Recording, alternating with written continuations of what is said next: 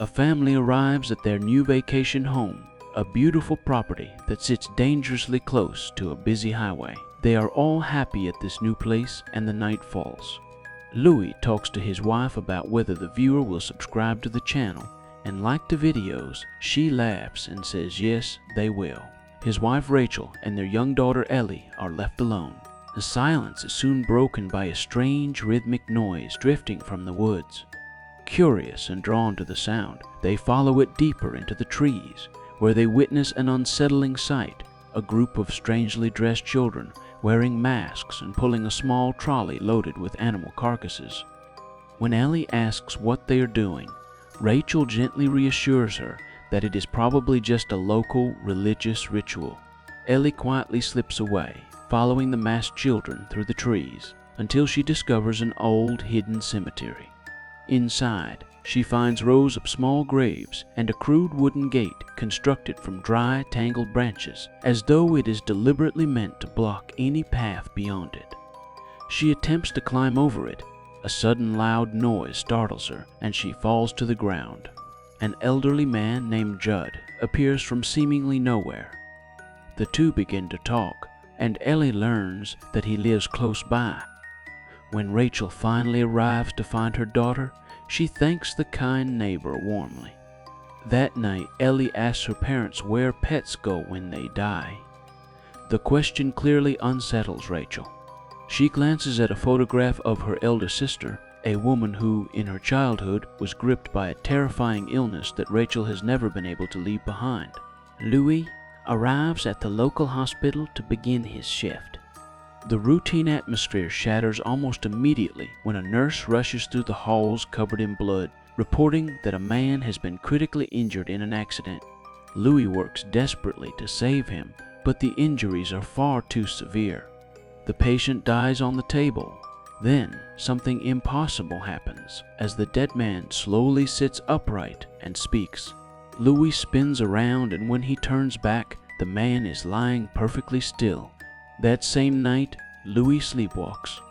He moves through the house in a trance and stops at a window, where he sees the man from the hospital standing motionless outside in the dark. Something compels him forward. He steps out of the house and finds himself standing in the animal cemetery, face to face with the same wall of dry branches Ellie had encountered. He reaches out to touch it. A hand seizes his ankle. He jolts awake in his own bed, with his young son playing over him.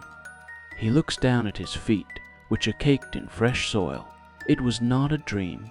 The following morning, as Louis clears the yard, he notices Judd standing nearby with a grave expression. The old neighbor calls him over and points to something lying on the ground.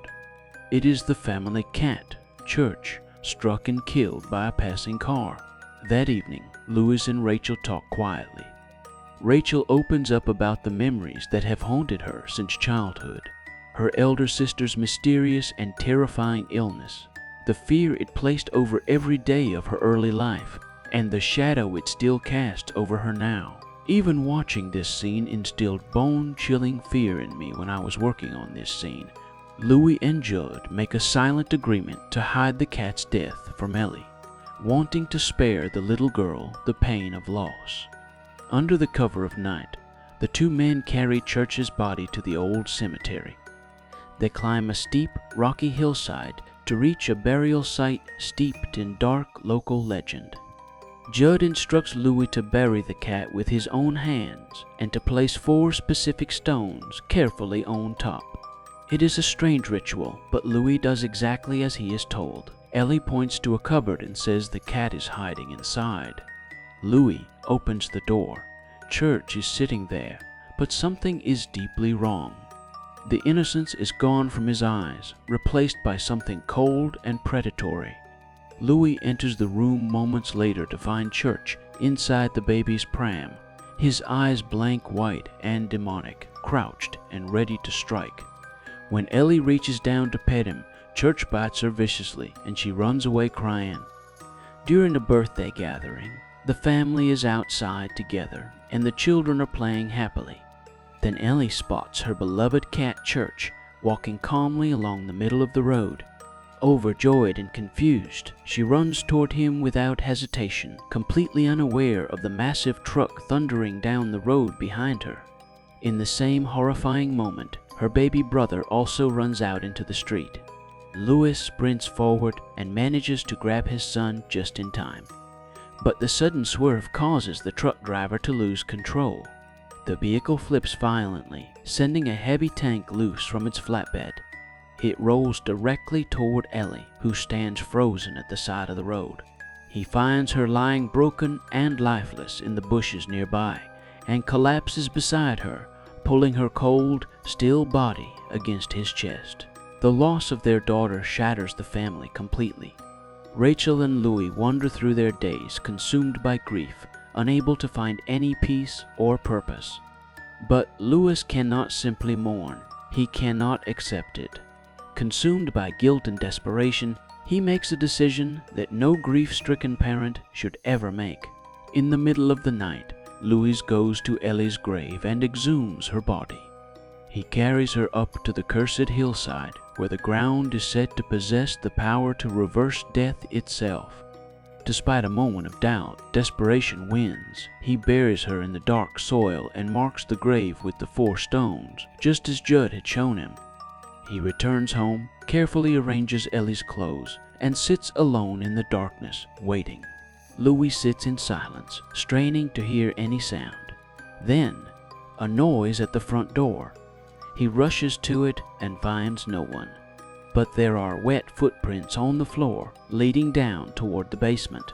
He follows them. He finds only the terrifying mask hidden where Church used to sleep. Daddy. She is standing right behind him. He turns around and holds her tightly, weeping as he takes in the state of her skull bearing the horrific injuries of her death, her skin cold and raw. He carries her upstairs, bathes her gently, and tries to dress her wounds and fix her hair. He puts her to bed, clinging to whatever fragment of his daughter he believes is still there. The next morning, she is dancing around the house in her old dirty burial clothes. When Louis shouts at her to stop, her eyes flash with a red, inhuman rage. Louis gets wary about her expressions, but is unable to do anything. He keeps staring at her helplessly. When Rachel calls the house, Louis immediately hangs up the phone, terrified of what she might discover. Worried by his strange behavior, Rachel calls Judd and asks him to go and check on the family. Judd knocks at the door, but Louis refuses to let him in, claiming he is sick. Judd turns to leave, then looks up and sees Ellie staring down at him from an upstairs window, her eyes vacant and wrong. He runs home and retrieves his old revolver. Ellie stays at the window and keeps watching him with a sinister sight.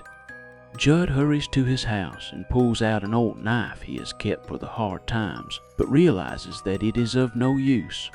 He closes the door and prepares the revolver, looking at Louis' house from his window. Back in his house, he hears a noise upstairs and searches every room, finding nothing.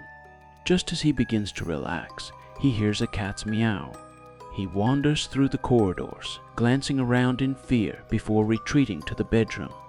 Under the bed, he senses movement, as if something is hiding underneath. As he walks down the stairs, Ellie slices his ankle with a knife, and he screams in pain. While he lies there, Ellie approaches him. He turns and sees the face of his long-dead wife, and she speaks to him. She tells him he should never have revealed the secret of the hill to Louis. Then her face shifts, and it is Ellie standing before him. "I'm taking you back to the beginning," she says softly, and then she lunges, stabbing Judd to death. While Louis searches for Ellie, Rachel arrives home with their son. She notices the mud on Louis's hands and the fresh wounds on his knuckles. She demands to know what he has done. Before he can answer, Ellie walks into the room. Rachel recoils in terror, shoving her daughter away and fleeing upstairs with the baby. Louis follows, insisting this is still their child. Rachel is firm, Ellie is dead, and this thing wearing her daughter's face is something else entirely. They hear a sound outside the door. Ellie has been listening. She is already in the kitchen, Rachel understands the gravity of the situation and tries her best to protect herself from the devil wearing her daughter's face. While Louis searches for her, Ellie picks up a knife from the kitchen with the singular intention of killing her mother. Terrified, Rachel recalls her childhood, a past defined by the horror of her possessed sister and her own paralyzing helplessness. Ellie's return from the dead is a nightmare reborn, forcing Rachel to confront the tragedy once more. It seems she has been stalked by demons her entire life, a grim reality that is confirmed when Ellie finally lunges to attack her. Rachel fights back but is slashed across the hand and then stabbed in the stomach. She manages to push Ellie away and grabs the baby, running from the room. Louis, meanwhile, arrives at Judd's house and finds the old man's body. The full horror of what he has unleashed finally lands on him with devastating clarity. He runs back home to find Rachel trying to pass their son through an upstairs window to safety. He catches the child safely, and in that same moment, Ellie drives a knife into her mother's back. Without warning, Ellie lunges and stabs her mother, coldly calling out to Mommy. Rachel looks at the monster before her and snaps that she is not her mother, because her real daughter is already dead. Enraged by the rejection, the evil version of Ellie sneers and drives the blade in even further to finish her off. Before Louis can react, Ellie knocks him unconscious with a heavy chair and drags Rachel's body toward the ancient forest. When he comes to and staggers into the woods, he can hear his daughter's voice taunting him in the darkness. She steps forward and drives a blade into his back. He collapses and she climbs over him, ready to finish it. With the last of his strength, he throws her off and seizes a shovel. Then a sharp metal rod punches through his chest from behind. He looks down at it in disbelief and turns. It is Rachel, returned, transformed, her eyes carrying that same cold, inhuman light. The mother and daughter drag Louis's body away into the dark. In the final scene, their young son waits alone in the locked car, watching three figures emerge slowly from the trees and walk toward him, his mother, his father, and his sister. Pet Sematary is a haunting reminder that grief can be more powerful than love. Louis Creed doesn't lose his family to a simple accident. He loses them because he refuses to accept that they are gone. The story leaves us with a terrifying question. If you had the power to bring someone back, would you do it? Or is death a boundary we should never cross? Would you take the risk to bring someone back, or is dead better, as the movie says? Provide your opinions in the comments. If you like this deep dive, please subscribe and share the video